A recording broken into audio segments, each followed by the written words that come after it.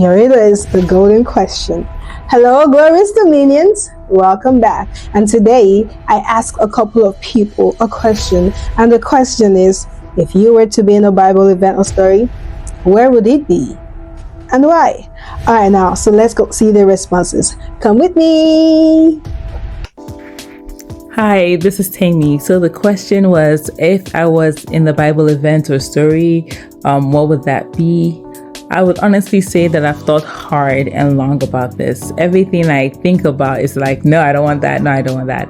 I definitely do not want the times of Jesus Christ and afterwards, because that was when the persecution of the church was like livid, I can't imagine going through all of that. But then I think about the Old Testament and it reminds me of the story of Gideon, because I relate so much with Gideon. But during those times as well, it was also a time of war and stuff like that. So after thoughtful deliberation, I think I would like to be a fly on the wall during the time the Israelites were being rescued out of Egypt.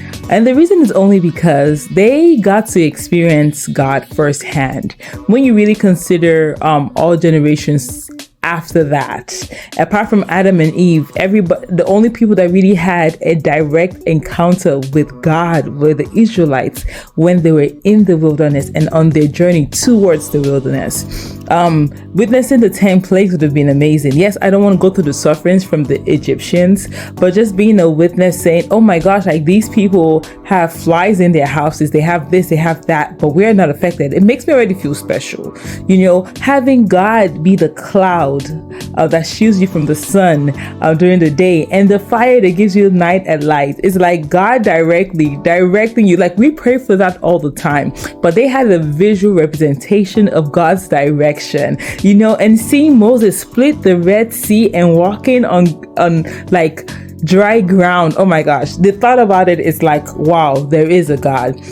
But I wouldn't say that I'm holier than thou, that I wouldn't have acted like the Israelites when they actually started to complain to God, saying I'd rather be in Egypt where I have food, because it's human nature to do that. But the ability to witness manna from heaven, to witness all these miracles, I think it would have been great. And hopefully by God's grace, everybody wants to be part of those last two people, Joshua and his buddy, that actually came out of Egypt and actually witnessed and got into the promised land. That is a hard thing to wish for, but it's a journey, and we hope that every single day of our lives we are proper representations of what God has in store for us and not what the norm of society is. So this just pretty much reminds me that it's okay to be the odd one out. It's okay to think differently. It's okay to reach for the stars. When everybody's complaining about the economy and what's going on in society, knowing that we put our trust and faith in God, not looking at ourselves as grasshoppers, but as conquerors. I think that's amazing. And knowing the foreknowledge, remembering what God has done in the past, it's just as much ginger it is to push forward for the future. So I hope this answers your question. Don't ask me any more questions. All right, have a good day. Hello guys, my name is Lola, and if I have to choose a story in the Bible, I would say the feeding of the 5,000 with just the 5 loaves of bread and 2 fish. It's an amazing story, and it's such a powerful reminder of how faith and sharing can lead to abundance. And as you all know, for those that know me, they know I'm a foodie, so imagine realizing that there's more food, like the food is unlimited. Imagine the joy in your heart. So I think that's a very good story, and it's also very inspiring as well. So that's what I would choose. So which Bible event would I want to be in?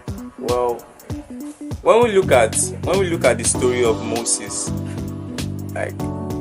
when we look at the story of Moses parting the Red Sea, we see that this story has a lot. It has a lot attached to it, because even when the children of Israelites, they lost hope that now Moses, Pharaoh is going to kill us all, and we should have stayed back at Egypt. God came through. This story teaches us that no matter where we are, no matter how tight things are, no matter the economy, no matter how hard things are, God always comes through. He's always there for us. He always answers us. And even when we lose faith, He's always there. He's always there for us. He's always there to answer our prayers. He's just waiting for the appropriate time. And God is never late. He's always on time. So when you look into the story of Moses parting the Red Sea, it's one of the key factors that holds Christianity, that holds faith, that makes us believe that yes, God always comes through, no matter how steep the situation is, no matter how hard things are. God always comes through. If I was to pick an event in the Bible, I would pick the David and Goliath fight. The reason, one, to witness David's faith. He knew he had the faith. He knew he can actually kill Goliath, and that's impressive. And also to witness God's divine intervention in helping David win the fight against Goliath, and also to just see how the mighty has fallen, because Goliath has won so many battles and everybody was scared of him except David, which comes back to his faith working for him, and just knowing with God he can kill this man. There's a Bible passage that says with God all things are possible, and he had that, and he succeeded in killing Goliath. If I were to be in a story or an event in the Bible, where would I have been and why? One of the places that I would have loved to be was in the beginning, during the creation. It would have been so amazing to actually see how God created all these things from His Spirit hovering over waters, and then separating waters, making light and day, vegetations and whatnot.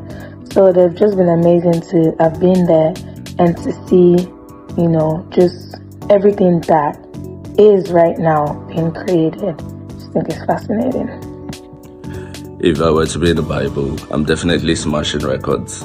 The athletic miracles in the Bible were very fascinating to me, but it's still a scary thing for me to exist just before civilization. So I would rather have their testimonies, not necessarily the struggles they went through. So things like Elijah outrunning chariot, I definitely want to break that. Yes, if they had something like Guinness Book of Record at the time, like a world record thing. So that's outrunning chariots. So before it was in boats, there was Elijah. You get it, pun intended. I'm clear that I don't want to be around any of those war scenes. Anything that requires calling down fire, we understand the intent for it, but anything that has to do with fighting war, all those things, crossing the sea and all of that, not because I don't have the faith for it, but I'm just saying that the fight they had to go through, the suffering of 400 years, I'm not sure I want to do 400 years of something just because I want to cross the sea, if you get what I'm saying. So if we could skip to the good part. So we just go to the good part where God is multiplying, Jesus is multiplying bread and fish. Amazing. Get me to the food part, anywhere in the food part. Or where quails were made available and then they didn't have to work, they were just chilling. Waking up, go pick stuff, and then they were having a good time, yeah. So all of that time, and maybe Joseph after the slavery, after Potiphar's house, after the prison, and when he was prime minister, put me in the good part, yeah. I'm definitely going to be in the chilling part if I was in the Bible. One event that I would have loved to be a part of from the Bible is probably the transfiguration of Jesus Christ, considering the fact that it happened with just a few people Peter, James, and John. It would have been nice to be maybe one of them, or probably be a full witness to the event, just to see how all of that transpired and how it happened. The cloud from the heavens, how Moses and Elijah came down, how the voice spoke to them, the intensity, just to feel how the voice trembled, if it was subtle, or however it is that it was that spoke, this is my beloved son in whom I'm well pleased with, please listen to him, something like that.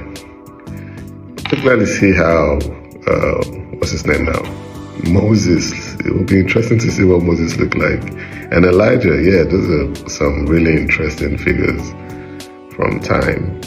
It would be nice to see what they look like and how they embraced Jesus and took him into the heavens, consummated by the cloud.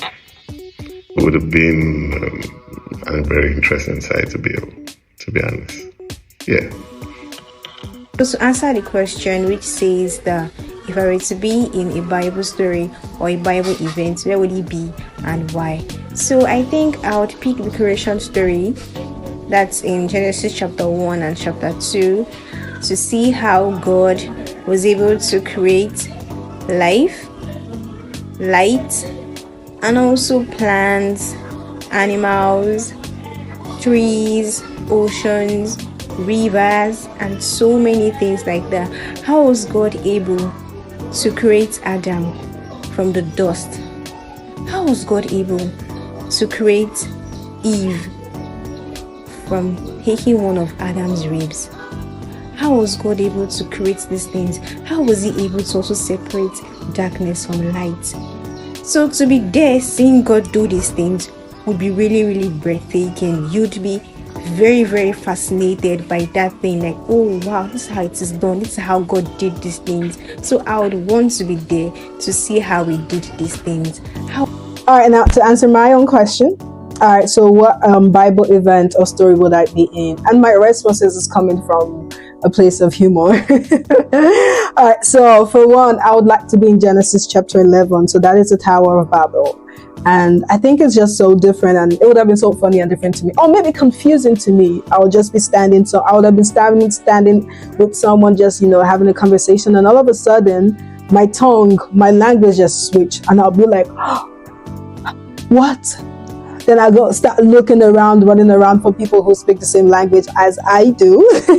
I wonder if actually at the time the language got confused, the whole day and the memory was reset and they just still remember each other. It's just so beautiful because in this world now we have thousands, maybe millions of languages, and just imagine being just one God and you understand every language because you created every language, So these are the signs that God is actually real, because I can go to a different country and they don't speak my language. So whether English, Yoruba, Hausa, Spanish, French, Mandarin, whatever it is, God understands all language, and that is so awesome. That is so awesome. So number 2 would be Zechariah and Angel Gabriel. Yeah, so when Angel Gabriel was taking care of the temple, and when Zechariah was taking care of the temple, and the angel came to say Elizabeth would bear child in her old age, and it was like, how would this happen? I mean, menopause, all of that good stuff, what's going on? And then the angel was like, I am Angel Gabriel that stands in the presence of the Almighty. That's some title, that's some who do you think you're talking to moment. No. And then it's just the roar of angels just struck Zechariah and became dumb. I wonder if there were actually people there. For me, it would have been like, oh, what happened to the priest? He was just talking. What happened? And just imagine the reaction that would have come from Zechariah. He couldn't go home to explain. He was just struck like. But then again, the angel that stands in the presence of the Lord, he delivered the message, and the message was true. The prophecy was a great one, and Zechariah was able to talk after the child was born. And number 3 would have been, I'm thinking it might be in the book of Luke or John, when Jesus Christ had resurrected, and then there were people in the boat, and they were talking about him, and he was there just listening to the conversation, and then he had 1 or 2 conversations with them, and then they invited him over to come sup with them, and then Jesus sat down there, and they did not know that that was Jesus, right? So they witnessed, they spoke good about Jesus. So just imagine you were there, and you were about mouthing Jesus and all of that, and all of a sudden you break bread, and then your eyes just open to say that is the person you're about mouthing, like. But then Jesus went with them to the house, and they broke bread together, and their eyes opened, and they saw Jesus, and then he disappeared. That would be very creepy or very spontaneous, strange to me. Like, this is real. Everything that this man said is actually real. I would have run across the city to go and follow to go add that, hey, this Jesus is the real deal. Come and follow the real. It would have been so different for me. And I think number 4, I have so many. Was when Saul was going to persecute the Christians, and then Jesus appeared to him, and then he got blind. So why thou persecute me? Who are you persecuting? And all of that stuff. I wonder how Saul felt, and just the ray of light that made him blind. I wonder if the light was from within or was from the sun. I believe it was from within, because the other people that were with him, they weren't blind, so it was just him. So that is a very spontaneous and supernatural. All of them are supernatural acts, and this really, really shows us that God is real and is in the midst of his people. Whether you know, whether you see, whether you're aware or not, the presence of God is everywhere, and that is so beautiful. So those are my 4 takes. Like I said, it's so funny, but enlightening too, so yeah, thank you very much for sending in your responses, and I would love to see more responses come. So goodbye, glorious Dominions. Thank you for watching. If you liked this video, stay connected by subscribing to our channel and sharing this video with others.